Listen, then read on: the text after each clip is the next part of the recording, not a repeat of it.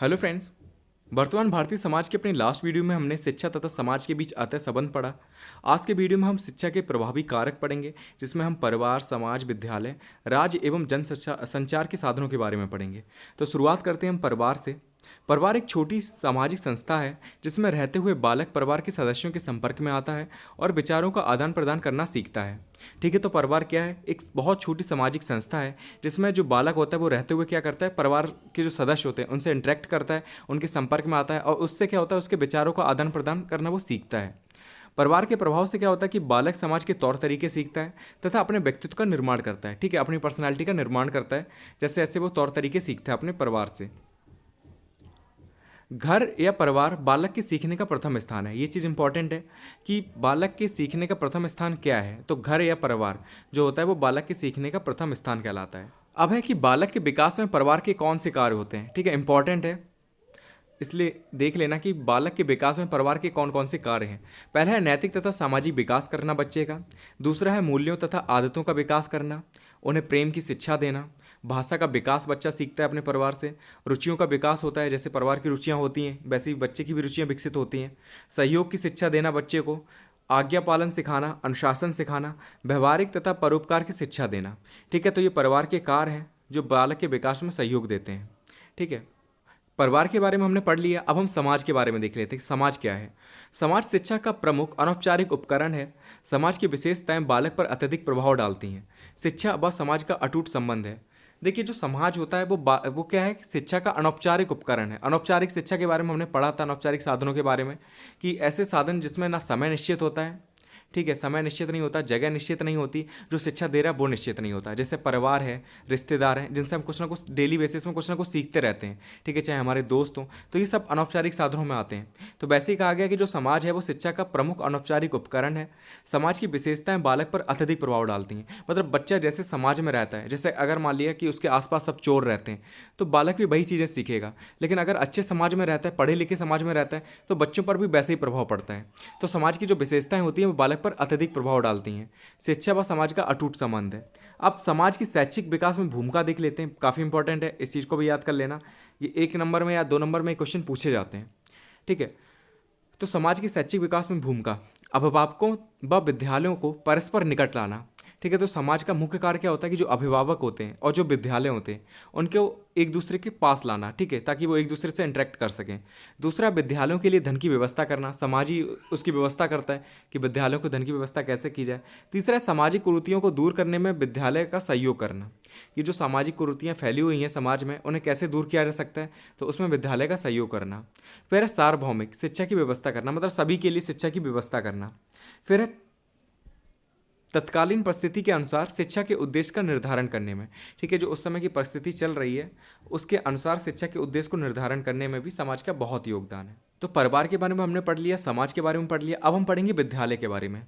S Balkrishna Joshi ने लिखा है, किसी भी राष्ट्र की प्रगति का निर्माण विधानसभाओं, न्यायालयों और फैक्ट्रियों में नहीं वरन विद्यालय में होता है। बहुत अच्छी बात लिखी है, इस चीज़ को नोट भी कर लेना आप कि एस बालकृष्ण जोशी थे, इन्होंने कहा था कि किसी भी राष्ट्र की प्रगति का निर्माण विधानसभाओं, न्यायालयों और फैक्ट्रियों में नहीं होता वरन विद्यालय में होता है। विद्यालय का निर्माण कोई समाज या राज्य अपने बच्चों एवं युवकों की शिक्षा की व्यवस्था के लिए ही करता है। ठीक है, तो विद्यालय का निर्माण क्यों किया जाता है? तो विद्यालय का निर्माण जो होता है वो कोई समाज या राज्य जो होता है वो अपने बच्चों तथा युवकों की शिक्षा की व्यवस्था के लिए ही करता है। विद्यालय का एकमात्र उत्तरदायित्व तो समाज का निश्चित उद्देश्यों को प्राप्त करना व बालक के व्यवहार में वांछित परिवर्तन लाना है। ठीक है, तो मुख्य रूप से अगर देखा जाए कि स्कूल की रिस्पॉन्सिबिलिटी क्या है, ठीक है, क्या जिम्मेदारी है विद्यालय की, उनका उद्देश्य क्या है, तो उसका एक ही उद्देश्य है कि बालक के व्यवहार में वांछित परिवर्तन लाना। ठीक, अब विद्यालय के कार्य या विद्यालय की भूमिका देख लेते हैं। तो पहला है कि घर व विश्व को जोड़ने वाली कड़ी है विद्यालय। ठीक है, जो क्या करता है, किसी घर को विश्व के साथ जोड़ता है। ठीक है, तो विद्यालय का ही ये कार्य है कि हमें घर से लेकर विश्व तक की जानकारी मिलती है, जिससे हम क्या करते हैं, सभी से कनेक्टेड रहते हैं। दूसरा, छात्रों को एक विशिष्ट वातावरण प्रदान करता है। ठीक है, जो विद्यालय होता है वो क्या करता है, एक विशिष्ट वातावरण प्रदान करता है बच्चों को, ताकि वो जिसमें अच्छी से सही चीज़ें सीख सकें। तीसरा, कि शिक्षित नागरिकों का निर्माण करता है विद्यालय। फोर्थ है कि आदर्शों व विचारधाराओं का प्रभाव रहता है विद्यालय में। फिफ्थ है कि राष्ट्रीय एकता का विकास होता है विद्यालय जाने से। और फिफ्थ पॉइंट है आपका कि स्कूल के पश्चात जीवन में अनुकूलन के लिए भी तैयार करता है। स्कूल से ही आप काफ़ी चीज़ें सीखते हैं इससे क्या होता है कि जीवन में अनुकूल कर सकते हैं आप किसी भी नई परिस्थिति में जाते हैं तो। फिर है कि अभिभावकों को शिक्षित करना। ठीक है, तो बच्चों के साथ साथ अभिभावक भी शिक्षित होते हैं विद्यालय से। तो ये पॉइंट्स हैं जिसमें हम विद्यालय के कार्य या भूमिका बता सकते हैं। अब हमने परिवार, समाज, विद्यालय के बारे में देख लिया, अब हम राज्य के बारे में देख लेते हैं। परिवार, समाज, विद्यालय के समान राज्य भी एक महत्वपूर्ण संस्था के रूप में कार्य करता है। ठीक है, मतलब जैसे परिवार कार्य करता है, समाज कार्य करता है, विद्यालय कार्य करता है, उसी के समान जो राज्य है वो भी एक महत्वपूर्ण संस्था के रूप में कार्य करता है। राज्य का विकास समाज के अपने हितों की रक्षा के लिए किया गया है। ठीक है, तो राज्य का विकास क्यों किया जाता है? तो समाज ने अपने हितों की रक्षा के लिए राज्य का विकास किया है। भारत में शिक्षा राज्य व केंद्र दोनों सरकारों के अधीन एवं साझेदारी के अंतर्गत है। ठीक है, जो शिक्षा है वो आपको पता है समवर्ती सूची में आता है, जिसके ऊपर जो कानून है वो दोनों ही बना सकते हैं, केंद्र सरकार भी बना सकती है, राज्य सरकार भी बना सकती है।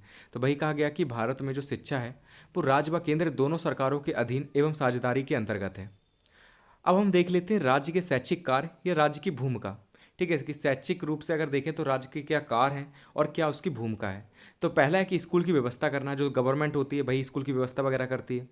योग शिक्षक की व्यवस्था करना, शैक्षिक अनुसंधान को प्रोत्साहन, ठीक है, जो रिसर्च वगैरह होती हैं उसको प्रोत्साहन देना, शैक्षिक आयोग की नियुक्ति करना, प्रौढ़ शिक्षा की व्यवस्था करना, ये भी राज्य का कार्य है। बच्चों की शिक्षा के लिए अभिभावकों को प्रेरित करना और उत्तम पुस्तकों एवं छात्रवृत्ति की व्यवस्था करना। ठीक है, जो स्कॉलरशिप वगैरह होती है, जो किताबें वगैरह होती हैं उनकी व्यवस्था करना। तो ये सारे ही कार्य किसके हैं? तो ये राज्य के हैं। ठीक है, किसी भी राज्य के कौन कौन से कार्य हैं, यही सारे कार्य हैं, इन्हें अच्छे से देख लेना। अब लास्ट कारक है जनसंचार के साधन, जो शिक्षा को प्रभावित करता है। तो इसे इंग्लिश में मास मीडिया भी हम कह सकते हैं। जनसंचार के माध्यमों का अर्थ है वे माध्यम जो विज्ञान व सूचना तकनीकी की देन है, जिनका प्रभाव जन जन तक एक ही समय में पड़ता है, जैसे समाचार पत्र, आकाशवाणी, दूरदर्शन, पत्रिकाएं, चलचित्र, रेडियो आदि।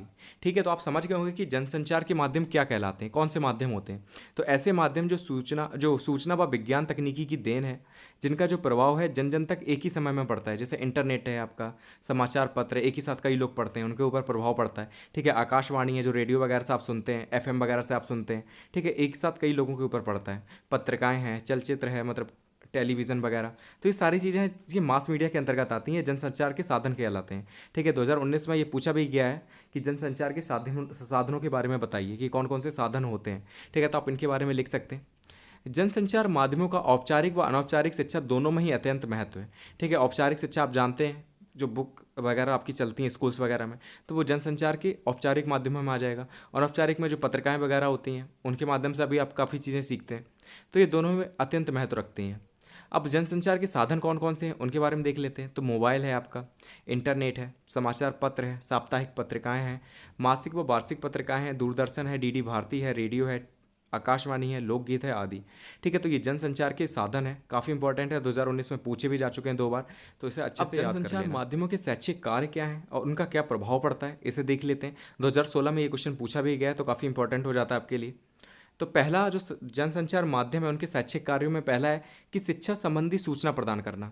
जैसे आप पत्रिकाओं के माध्यम से सूचना आपको मिलती है, आप फेसबुक वगैरह चलाते हैं, इंस्टाग्राम चलाते हैं, ठीक है, टेलीग्राम चलाते हैं, उससे काफ़ी सूचनाएं मिलती हैं, तो वो भी जनसंचार के माध्यमों में ही आ जाएगा।